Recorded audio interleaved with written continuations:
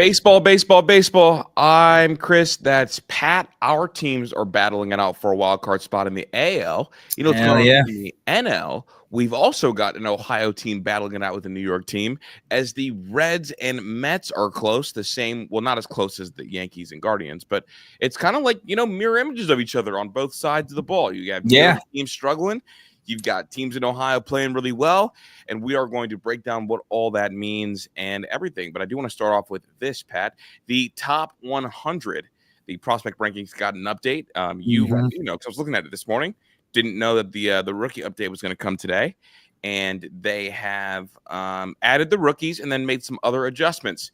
One thing I noticed, because I noticed that Travis Bazzana had jumped into kind of top 10 territory, and the bat was heating up, and they dropped him to number 15.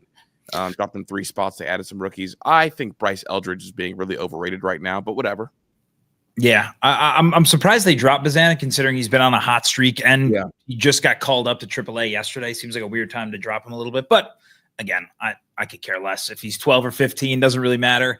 What I'm super excited because just on the talk of minor leaguers, like Guardians made some moves yesterday promoting not only Bazzana but Cooper Engel too. Yep. Their top catching prospect, who I think, honestly, if these two guys play well over the next 3-4 weeks, you could see them both making an impact as a September call up.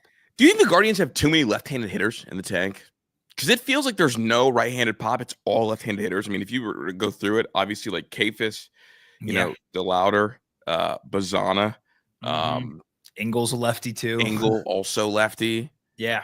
I mean, it feels like lefties everywhere. I mean, is that something that concerns you? I mean, in the lineup already, obviously you got Quan. Nolan Jones hits lefty, right? Yeah, Nolan Jones is lefty. Yeah, I mean, Bo Naylor, lefty. It's like you look over, there's too many lefty bats. There's no right-handed pop.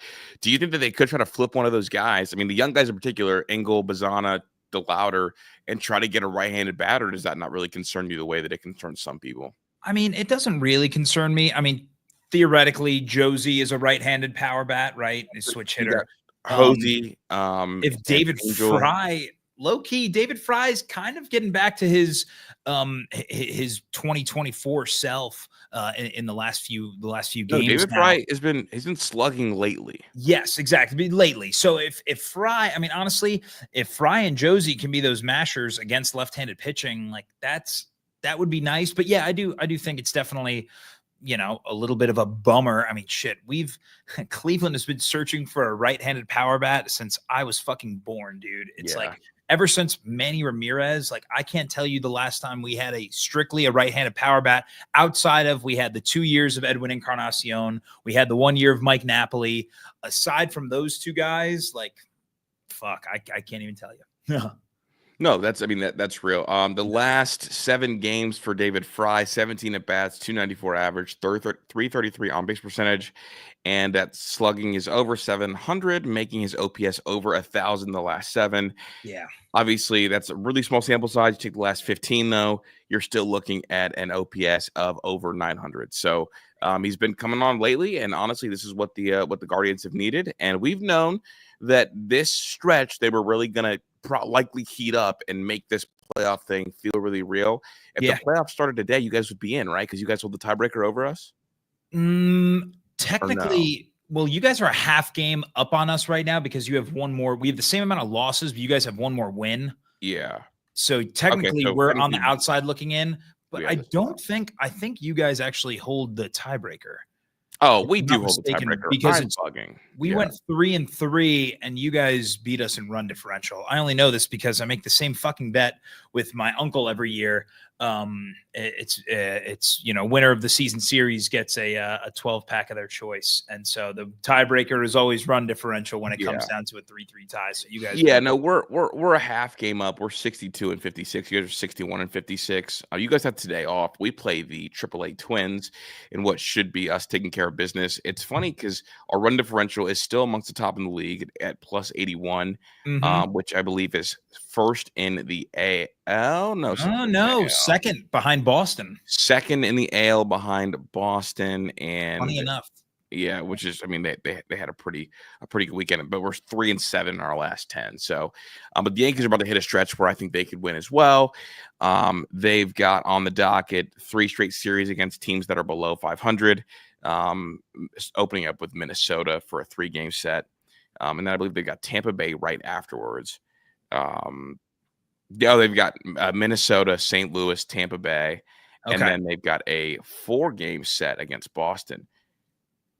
And that's going to be huge for not only, the playoff run, but also, I mean, shit, the division's not out of, reach either for either you guys or Boston. I think Toronto's kind of showed that they've come back down to earth a little bit. Had a big win yesterday. I caught the end of that Blue Jays Dodgers game.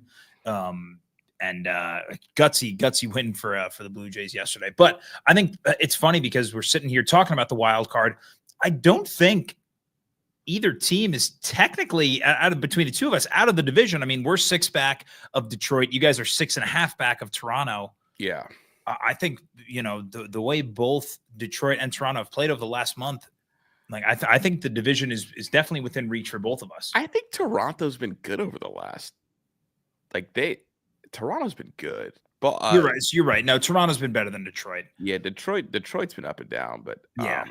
Toronto, I mean, and on not just Toronto, but Boston feels like a team of hope. They feel like last year's Boston team. Roman Anthony obviously got the huge extension. You mean last year's Detroit team? You said that. Wait, Boston feels like who? That Detroit team a year ago. Okay, gotcha. Like with the young bats, the inspiration. Yeah. Roman Anthony's really impressive with some at bats. I mean, he hit a 99-mile-per-hour fastball opposite field, and had no issue catching up with it for a huge double. He's terrible in left field though, just like Dominguez. But one is raking. But my guy Dominguez is better on the base paths.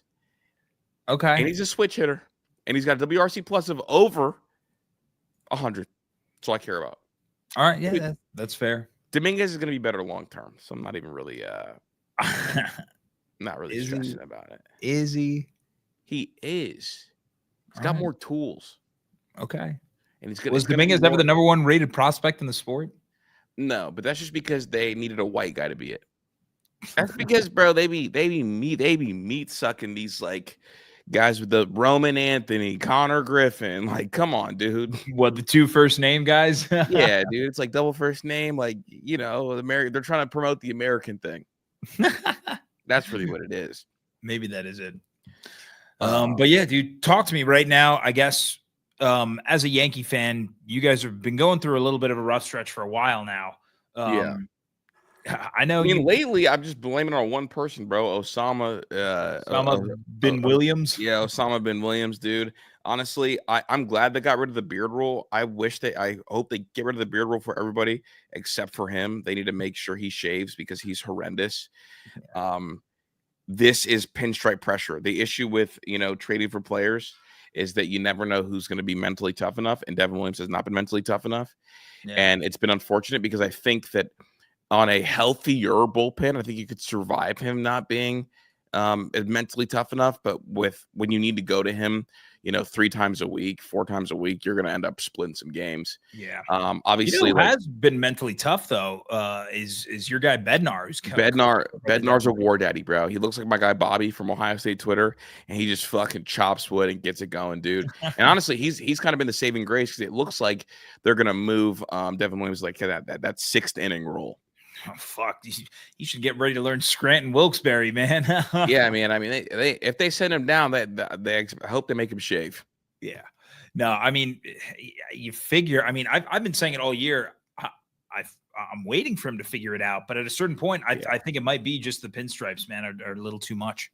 No, he's not going to figure it out, dude. Because there was a time where him, Clase, and Mason Miller all struggled.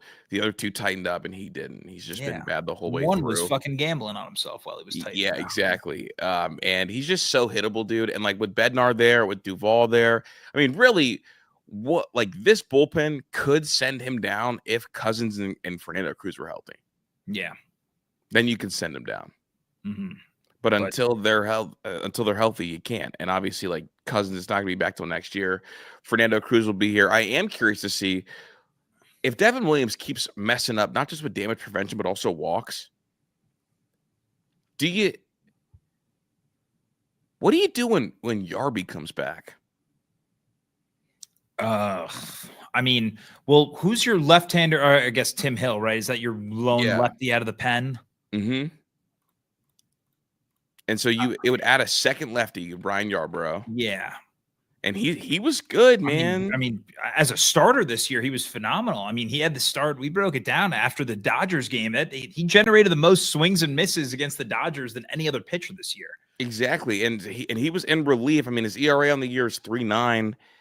He's not walking guys. The WHIP is 1.1. Yeah, Like all those numbers are better than what we're getting out of Devin Williams. Devin Williams, and he also gets a lot of like soft contact, and he's honestly like responded to the kind of the pinstripe pressure way better. So like, yeah, I wouldn't mind having him and Tim Hill in that bullpen kind of to elongate things. And it's wild to say.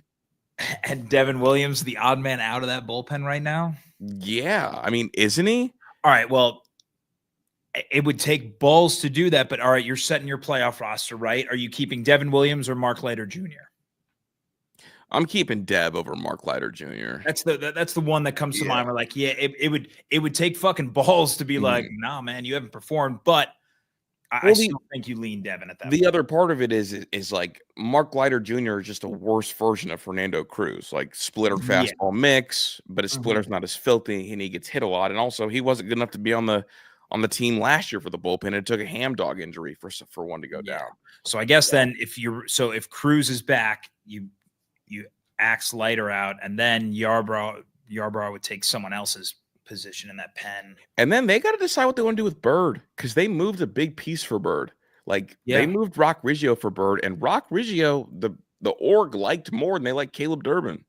Yeah, which is wild, considering the year Durbin's had. But again, right? No, I'm just a year later. I mean, like that.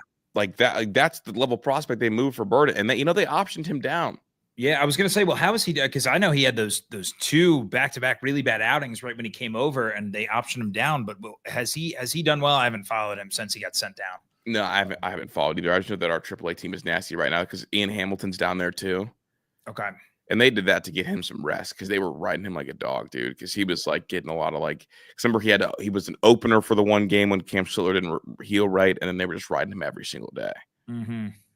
But our bullpen doesn't have any like up end arms, but there's a lot of arms there that can pitch in a big moment. And I just don't trust Devin Williams to be one of the guys. But this series should be a back on track series. Obviously, like we got the Twins traded everybody away. I also think we avoid Joe Ryan, but I do not know. Is it a 3-game or 4-game set for you guys? It's weird, bro. It's a 3-game set. Oh no, we got Ryan Schlittler on Wednesday. Okay, you got Zibby fucking Matthews, whoever that is, going tonight. That should be quick work. Rodon versus unannounced tomorrow. And then, do you know what's weird? What?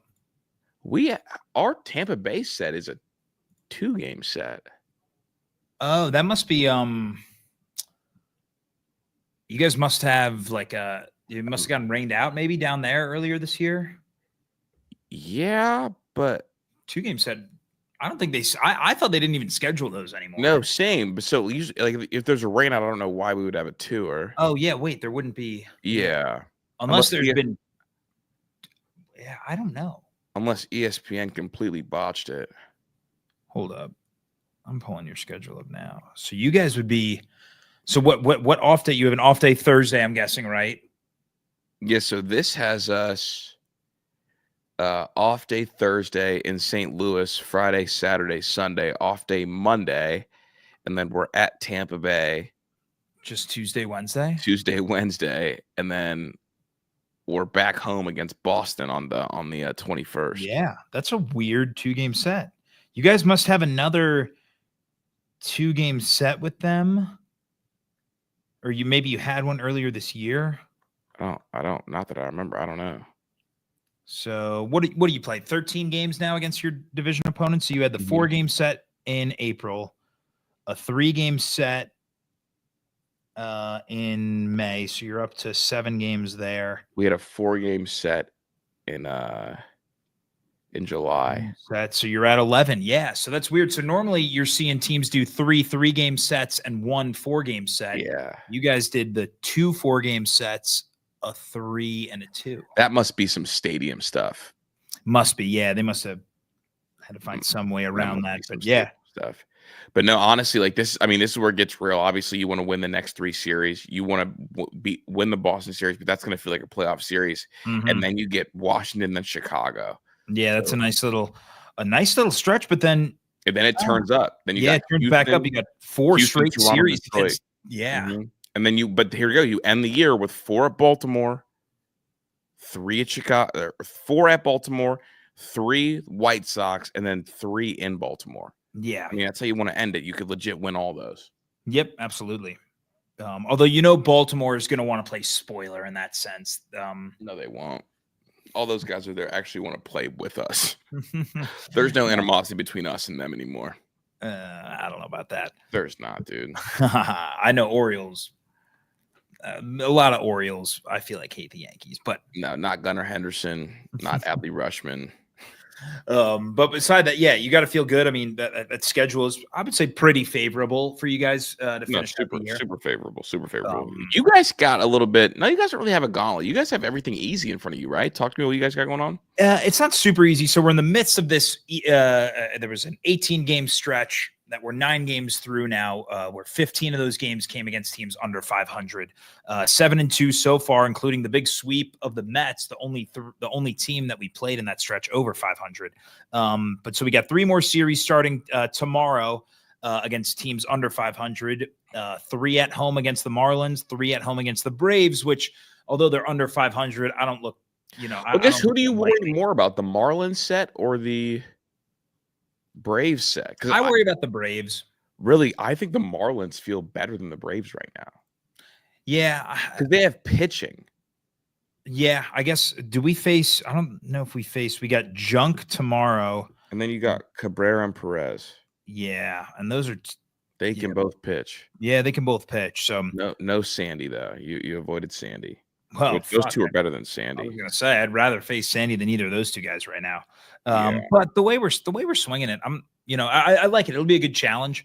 And then Atlanta and Arizona before we hit a stretch of about 3 weeks that'll really set the tone for the month of September, I guess, and really it bleeds into September. But Texas, who's right in the thick of that wild card race, Tampa Bay, who has fallen off a bit, but they're still, I would say, in the mix. Seattle, who's been red hot since, kind of revamping their lineup. Yeah, they're 9-1 their last 10. Yeah, they've been on a tear. And then Boston, and then Tampa Bay again. So it's like there's 5 series in a row against teams that are either in the playoffs or vying for that playoff spot. I mean, you look at the wild card race in the AL right now. Texas is 2 games back of Cleveland, and Tampa Bay's actually fallen 5 games back of us. So they're done. Yeah, they might be at 3-7 in their last 10 is tough. So again, that stretch looked more daunting like 2 weeks ago than it does now. But again, you can't take any series off at this point, right? It's a race between not only the 2 of us, but I mean, Boston, Seattle, and then even Texas right behind us. So it's going to be a fun last month and a half of the season, man. Well, you know what I think is going to happen? I don't think Seattle's going to get one of those wild card spots. I think they're going to win the West. You think they're going to overtake Houston? Yeah, they're only a half game back right now, and they're playing really, really good ball right now. And that lineup is really good. And I don't know if you saw the stat. What is it like? Most Josh Naylor now owns the Seattle record for most steals in an 11-game stretch. Yeah, dude. He has I saw another stat. All-Star break. Yeah, he also there was that stat and there was another one. He's got the double steal too. Yeah, he's got more than fucking Ichiro or something. Yeah, he's got more than Ichiro ever had in an 11-game stretch. Yeah, that's what Seattle. He holds the franchise record. Yeah, just fucking insane how he's been running. This is the guy who was traded over concerns about his weight in the offseason. Yeah, brother's got it going. I want to go to the NL Central real quick. The Reds, man, they're 5-5 in their last 10. That's not really incredible. Nothing, I guess, noteworthy. What's noteworthy, though, is they are now 1.5 back of the Mets, who are 1-9 in their last 10, including have lost 7 straight. Yeah. And now the Reds have overtaken them run differential wise because the Mets have been horrendous. Dog, the same way Cleveland's right at the heels of the Yankees, we're looking at the Reds right at the heels of the Mets, and they look like they're going to be a wild card team, man. I mean, I always thought that Philly was destined to win the East. I didn't think we'd see this type of fall off from the Mets. It's an implosion from the Mets. Oh yeah, but this is like, and I feel for them, but like I've seen this far too often growing up, man, in the New York market. This is when the Mets either, it goes one of two ways. They either catch fire in August or they have a complete meltdown in August. There's no like weathering the storm or, kind of dealing with the hot months of the summer. It's just like, no, they either get red hot or they get ice cold. And right now we're seeing it, man. 1-9 in their last 10, losers of 7 straight, and just like losing in brutal fashion. Right. I mean, we talked about it, that series against Milwaukee over the weekend, getting walked off on, getting gunned down at the plate to end the game. Just like as a fan, just gut wrenching ways to lose. Yeah. What was it like? Every game against the Brewers series, they lost in the last play of the game. Yeah. That's backbreaking. Absolutely. That's backbreaking. And, and I mean, even you go back to our series against them last week, the first game of the series was the extra inning, Beatty throwing the ball into the outfield collapse. And then you have, Gavin shoving in game 3 of that series. They went 11 straight or 12 straight innings without a fucking hit if you combine games 2 and 3 of that series. So like, it's just been rough for them, man, offensively, with a team that we didn't think offense would be the issue, right? Mm-hmm. With that, I mean, that top 4, top 5, but no, is it fair to say that their top 4 have all underachieved? I don't think you could say that about Pete, right? He's second in the league in RBIs. Yeah, okay. Maybe that's maybe Pete's the only one that hasn't underachieved. I would say Pete posting 260 average. I mean, this was a guy that we talked about in the offseason was trending in the wrong direction, but he's ridden the ship, I think, for the most part. 26 bombs, 93 driven in. Like, that's what you expect from Pete.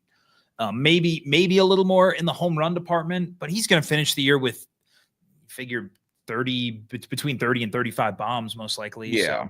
Maybe it's just been here we go. Has Soto been underwhelming to you? Because right now the OPS is 876. Which feels really good. Only 28 home runs. The home runs, I guess, are down a little bit considering. Yeah, I mean, he'll be the same. He's going to finish with a similar stat line, home run and not RBI wise, just because he's not given the opportunity to drive in as many. But like, he had 35 homers 2 years ago with San Diego. I think that's probably around where he'll finish. It's fascinating because all those guys are above 240 average. It just feels anemic though when they're out there. Yeah, and again, our series was kind of. I mean, Gavin was on his A game in that series finale, but I mean, he just had them all looking foolish up there. Not a lot of strikeouts for Gavin in that start. I think he only had 5, but just a lot of weak contact. Yeah. I mean, I don't know. It just doesn't feel right, man. And I wonder, do they have a real leader over there? Because I like Frankie a lot. I wonder about the leadership of Frankie. I think he is great though. Yeah, I mean, you talk about the biggest disappointment out of those. I mean, out of the big 3, it's got to be Lindor, right? Oh yeah, no, he's been bad, especially lately. He's been really bad too. Yeah, I mean, we talked about it. What did you say? He's 10 for his last 120 or something? Yeah, which had to be incorrect. I mean, but you look at, you go month by month for him, and so far in August, I mean, he's hitting 200 with a 660 OPS. He was even worse in July, 206 average, 630 OPS. He hasn't been above 630 OPS since May. Yeah, June was bad too. 204 average in June with a 628 OPS. It's been 3 straight months of just like, you can't have that from your captain, right? He's their captain over there, their leader. I mean, the last week he's hitting .083. It's been horrendous. Yeah, dude. And he can't hit any, and he's got some bad defense, and to the point where were they really bad against the Brewers, or are the Brewers just really good at baseball? And that's the discussion I want to have with you. I guess, speaking of the NL Central, while we're on the topic here, it's just like I'm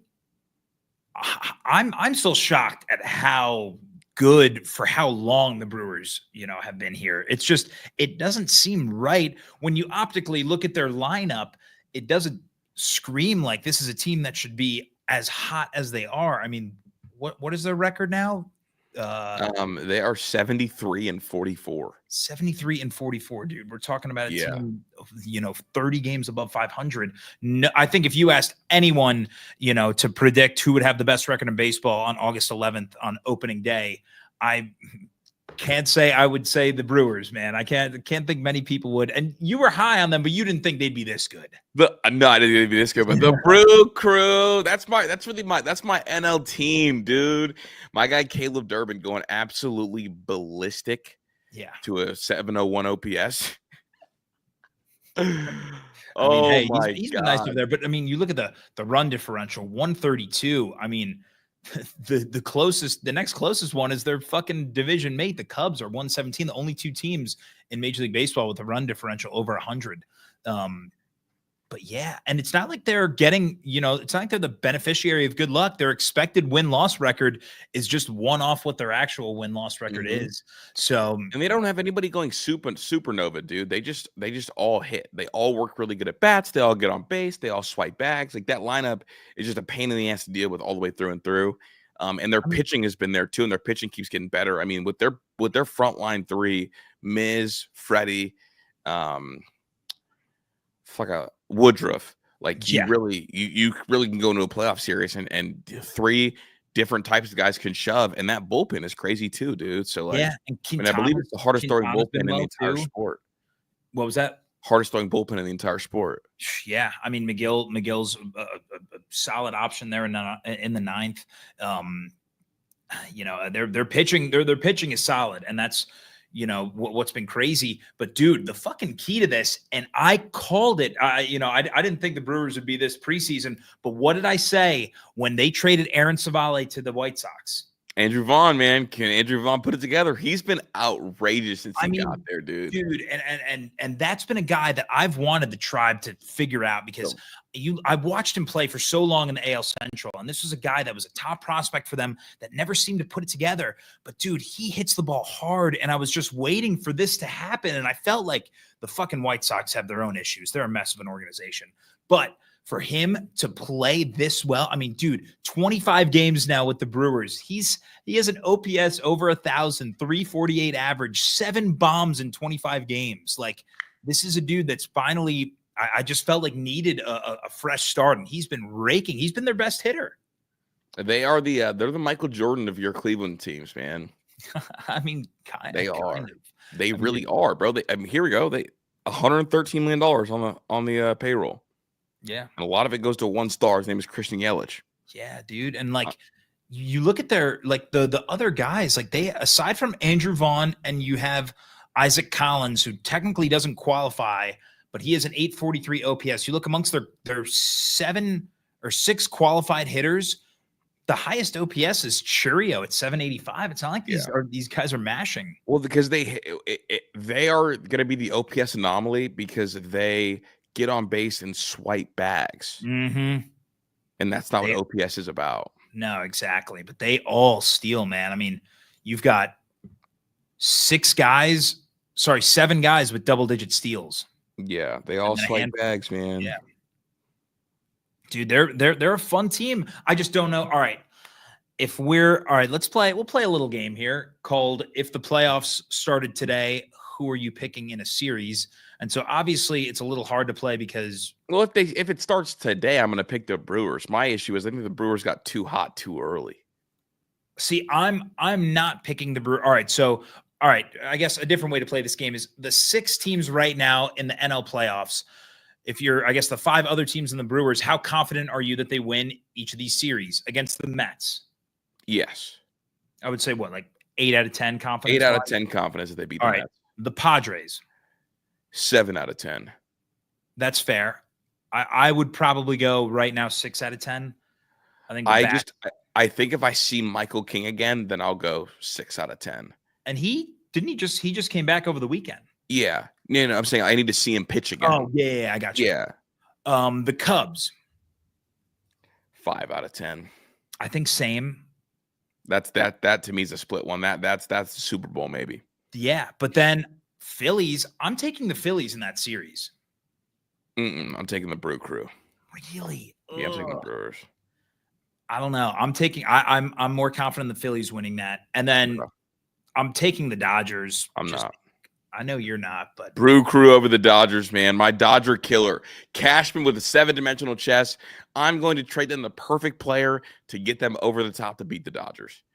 I also don't think the Dodgers are going to be healthy enough to have a playoff run. I mean, that's the thing too, is I don't know what their fucking rotation is going to look like come playoff time. So you really think that out of those 5 teams, the team that can give them the fits is going to be the Cubs? Yeah, it'll be the Cubs. The way I would give fits, I would give Cubs 1, Phillies 2, and then San Diego 3. See, I think San Diego might give them more fits than the Cubs, actually. I mean, that lineup for San Diego is nasty. It's going to come down to Cease has started to turn it around too, which is big for them. And they need either Yu Darvish to get it figured out and Michael King to stay healthy, right? And then they'll kind of be back. But dude, I mean, you look at those. I mean, the NL's a gauntlet. I mean, all those teams aside from the Mets I think Matt Boyd would shove against them in a prime spot, dude. I mean, dude, he looked good last year in the playoffs. That's like sure. He's the ace. Like he is. He's the best. He's the best. He's the best performing pitcher out of all 3 of those teams. Out of the Cubs, Phillies, and no, not Wheeler. You got to give it to Wheeler. I'm sure. Wheeler over Boyd for sure. Wheeler's been absolutely dealing, but I don't think you understand how good Bro's been. I mean, Wheeler 2.68 ERA, 189 Ks and 144 2/3, a .93 WHIP. Matt Boyd 2.45 ERA, 121 Ks, 1.05 WHIP. Okay, I'm telling you, dog. Like I've been on it. Matt Boyd has been unbelievable. Yeah, no, believe me, I've been on it too. I get the updates after every fucking start of how we didn't re-sign him and instead paid Paul Sewald, Austin Hedges, and fucking Jacob Junis, but that's neither here nor there. Yeah, I mean, I guess Wheeler's going to give you more Ks, which I guess is more important when you're facing a Brewers team like that, because if they put the ball in play, they're going to get on base. Yeah, but I mean, even the other stuff too. I mean, Wheeler is 90th percentile or better in walk rate. He doesn't put guys on. XBA is 196. Yeah, I guess you would want swing and miss against the Brewers. Yeah. Well, yeah, because you don't want them to put the ball in play. That's you don't want ball in play because they're fast. But yeah, and I think I like Philly's rotation, like their playoff rotation, more than I like Chicago's too. Okay. Because Christopher Sanchez has been really good this year. Yeah, he has. He's been really good. They're getting Aaron Nola back soon. And when is he supposed to be back? I think he's making a rehab start on Tuesday. I have him in fantasy, so I've been keeping tabs on him. But he's a guy that if he can figure out his true form, because he was god awful at the start of the year. But if he can get it back together, I mean, you look at those 3 guys, an effective Nola combined with Wheeler and Sanchez. That's a pretty lethal combo, or lethal trio rather. That's definitely a really good big 3. I just don't like. I don't know who I trust to be the Cubs' third. I like Shotei Imanaga. Yeah. Yeah, I don't know. I don't know who I trust to be Chicago's third, I guess, in that series. But you guys are tomorrow, right? Yes, off day today, which is weird because now we'll be 2 games back of you guys. Yeah, 2 games off of us. Two games behind in terms of games played, which I do kind of like, because that way, if you guys lose today, we control our own destiny theoretically from here on out. But I hope we don't. I mean, if we lose today, you guys lose to Zibby fucking Matthews or whatever. Yeah, I was just saying, if we lose today, it's over. So don't have to check the standings. But yeah, no, we got tomorrow.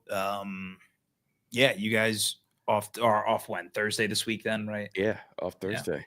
Yeah. But, late ads prospect wise, who do you want to see called up for your team when it's time? I mean, the 2 most obvious answers I think are, Bazana and Engel, just given the hype around them. I think positional wise, those are the 2 that make the most sense, right? The Guardians have never been shy about bringing up a third catcher for September call-ups. They did it with Bo Naylor in 2022 to get him kind of acclimated to that playoff style atmosphere. So I think the most likely candidate to get called up in September is going to be Cooper Engel. Over Baz? I think so. The Guardians love to do that with the third catcher in September. And specifically with Austin Hedges.